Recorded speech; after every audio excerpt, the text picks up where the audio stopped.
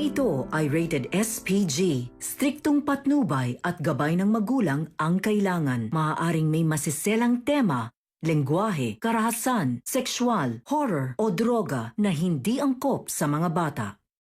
Makakayanan kaya ni Moira ang mga pasakit na ginagawa sa kanya ni Giselle? O tuluyan na siyang mawawala sa katinuan? Magandang araw at eto na nga tayo sa ating pinakaabangang tagpo sa Abot Kamay na Pangarap.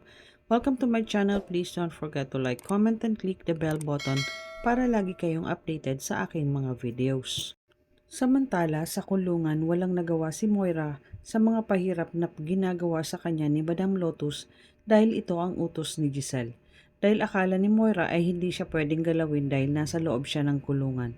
At hindi titigil si Giselle na pahirapan si Moira sa loob ng kulungan sa tulong ni Madam Lotus.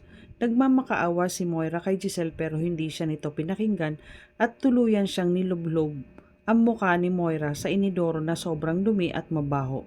Sumisigaw na umiiyak si Moira at nagmamakaawa na tama na, huwag niyo nang gawin ito sa akin. Pero sa labas nakatingin lang at nakatawa lang si Giselle at si Madam Lotus habang pinapanood niya ang ginagawang pagpapahirap kay Moira. Sa isip ni Giselle na tama lang yan sa'yo Moira, diyan ka nababagay dahil kulang pang kabayaran yan sa mga ginawa mong kasalanan sa pamilya ko, kay Lynette, kay Annalyn at lalong-lalo na sa papa. Tuwan-tuwang pinagmamasdan ni Giselle si Moira na pinapahirapan habang naririnig niya itong umiiyak na nagmamakaawa kaya kinuhanan niya ito ng video at maya-maya ay umalis na si Giselle. Samantala pagkalabas ni Giselle nakita niya si Zoe na kausap ang isang pulis at nakikiusap na kung pwede niyang madalaw ang mami niya na si Moira Tanyag.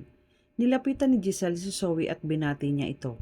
Ikinagulat naman ni Zoe nang makita niya ang tita Giselle niya at kung ano ang ginagawa nito sa kulungan. Sabi ni Giselle na may aso lang naman ako na gusto kong maparusahan. Ipinag-alala ni Zoe ito dahil alam niya na ang mami Moira niya lang ang tinutukoy ni Giselle. Naiiyak na napasigaw si Zoe na, ano na naman ang ginawa mo kay mami? Sabi ni Giselle na binigyan ko lang ng leksyon ng mami mo dahil kahit nasa loob siya ay nakakagawa pa din siya ng kasamaan sa labas na muntik ng ikapahamak ni Annalyn. Kaya hayon pinaglinis ko lang muna siya ng banyo. Galit na sinabi ni Zoe kay Giselle na bakit niyo ba pinahihirapan si mami? Nakakulong na naman siya, di ba? Sabi ni Giselle na oo, nakakulong na siya. Pero may mga galamay siya sa labas kaya dapat lang naparusahan ang mami mo. At iniwan na ni Giselle si Zoe. Alalang-alala naman si Zoe para sa mami niya. Sa kabilang banda sa kulungan kung saan nila pinahirapan si Moira, pinalabas na ni Madam Lotus ang mga kasama niya habang si Moira ay naiwan nila sa loob ng banyo at nilak nila ang pintuan. At sabay nagtawanan sila sa ginawa nila kay Moira. Sa loob ng banyo umiiyak na galit si Moira sa ginawa sa kanya at diring-diri siya sa sarili niya. Maya-maya ay biglang narinig ni Moira ang boses ni Don Pepe na tinatawag siya.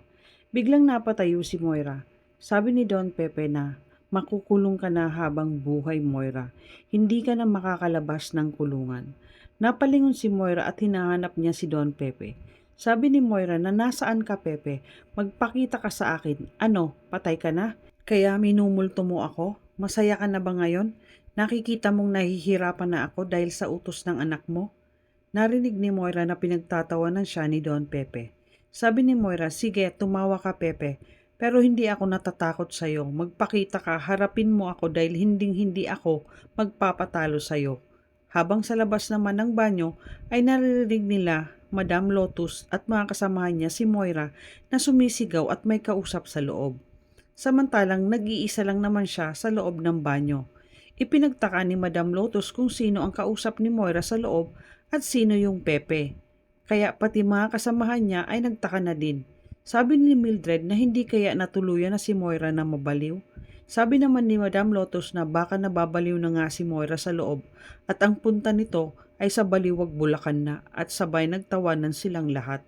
Kinabukasan sa Apex habang hinihintay ni Chang Susan si Annalyn ay pinanonood niya ang viral video ni Moira kung saan pinahihirapan ito. Tuwang-tuwa si Chang Susan. Maya-maya ay dumating na si Annalyn at agad niyang ipinakita ito kay Annalyn. Nagulat si Annalyn sa napanood niya kaya naitanong niya kay Chang Susan na Lola, saan mo nakuha ang video na to? Hindi na po tama itong nangyayari kay Ma'am Moira. Sobra naman po ang ginawa nila. Sabi ni Chang Susan na kulang pa nga yan. Sa dami niyang ginawang kasalanan sa inyo, tama lang na pagbayaran niya lahat ang kasalanan niya.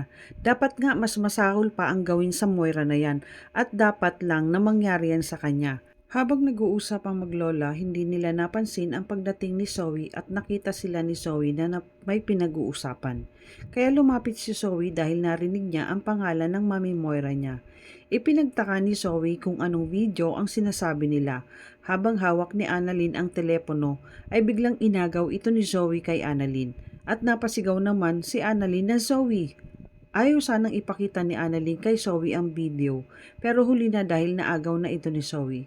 Alam ni Annalyn na ikakagalit ito ni Zoe. Laking gulat ni Zoe nang makita niya ang video ng Mami Moira niya na kung paano nila pinahihirapan sa loob ng kulungan. Halos maiyak si Zoe habang pinapanood niya ang video. Wala siyang kaalam-alam na grabing pahirap ang ginagawa sa mami niya. Halos madurog ang puso ni Zoe para sa Mami Moira niya. Kaya sa galit ni Zoe, nilapitan niya si Annalyn at tinanong niya kung paano niya nagawa ito. Grabe kayo.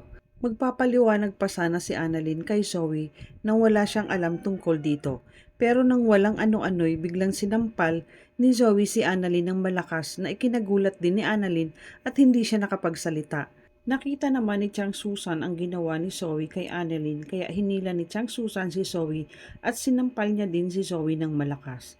Ikinagulat ni Annalyn at Regan ang ginawang pagsampal ni Chang Susan kay Zoe kaya inawat na nila ito. Galit na galit si Chang Susan kay Zoe at sinabihan niya si Zoe na hayop ka. Sumusobra ka na. Wala kang karapatan saktan ang apo ko. Matagal na ako nagtitimpi sa'yo. Hindi ako papayag na saktan mo si Annalyn, kundi ako ang makakalaban mo. Ang kapal ng mukha mong saktan si Annalyn. Hindi si Annalyn ang gumawa nito sa mami mo. Dapat lang yan sa kanya dahil tulad mo din siyang walang kasing sama ang ugali niyong mag-ina. Dapat magsama kayong mag-ina sa kulungan. Hindi naman nakapagsalita si Zoe habang hawak niya ang pisngi niya sa pagkakasampal sa kanya ni Chang Susan. Hindi niya akalain na si Chang Susan ang gaganti sa kanya, kaya walang nagawa si Zoe at biglang itong umalis. Pumunta siya sa opisina niya. Galit na galit si Zoe sa nakita niyang kalagayan ng mami niya at kailangan niyang puntahan ito sa kulungan para alamin ang mga nangyari. At napapaisip na din si Zoe kung gagawin niya na ang inuutos sa kanya ni Moira. Natuluyan na niya si Dax para makalabas na si Moira pero hindi niya ito magagawa dahil pinalagyan ni Justin ng CCTV ang kwarto ni Dax. Kaya mas lalo siyang nawala ng pag-asa na makakalabas pa ang mami niya. Habang si Annalyn at Regan naman ay inalalayan si Chang Susan at baka kung ano ang mangyari.